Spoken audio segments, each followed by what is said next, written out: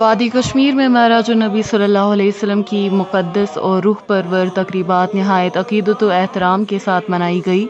सबसे बड़ी और तारीख़ी तक़रीब दरगाह हज़रत बल में मुनक़्क़द हुई, जहाँ सुबह सादिक़ से ही ज़ायरीन के गैर मामूली हजूम ने रूहानी फ़ज़ा को मुअत्तर कर दिया। महकमा औक़ाफ़, इंतज़ामिया और पुलिस ने ट्रैफ़िक, पार्किंग, सिक्योरिटी और सफ़ाई के गैर मामूली इंतज़ामात किए थे, जिसके बाइस ज़ायरीन को रवां साल पिछले बरसों के मुकाबले बेहतर और मुनज़्ज़म सहूलियात हासिल रहीं।